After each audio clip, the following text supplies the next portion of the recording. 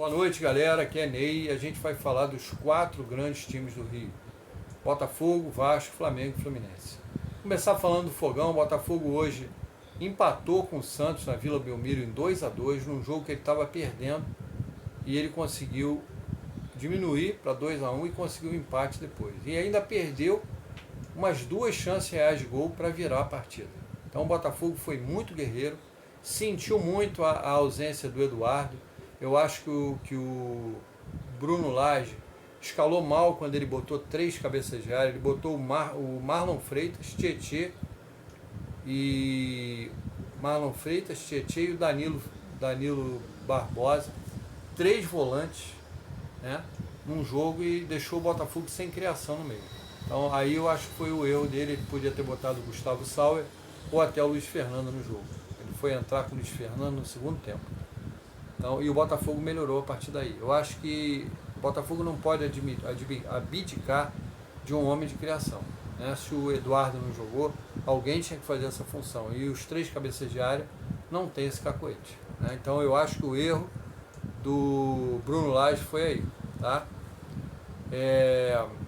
Botafogo venceu bem, empatou bem, 1 ponto, né? Não perdeu, tá 10 jogos sem perder, 11 agora, e mais líder do que nunca.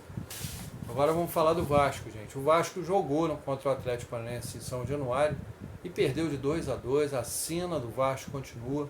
Mais uma derrota. O Vasco ocupa a última colocação do campeonato.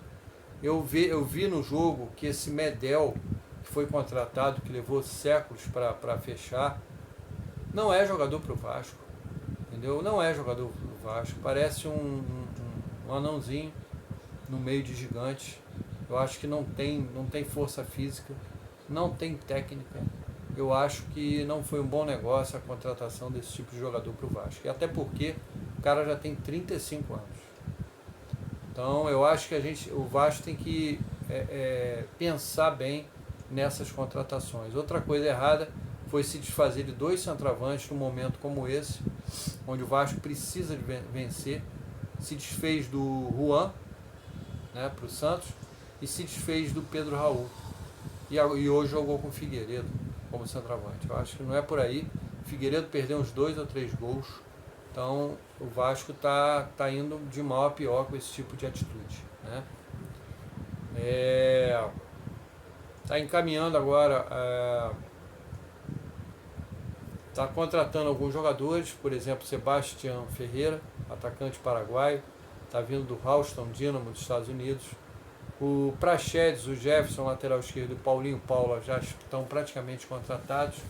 E vamos ver no que vai dar, né, gente? Porque do jeito que está, o Vasco está caminhando com passos longos e largos para a segunda divisão.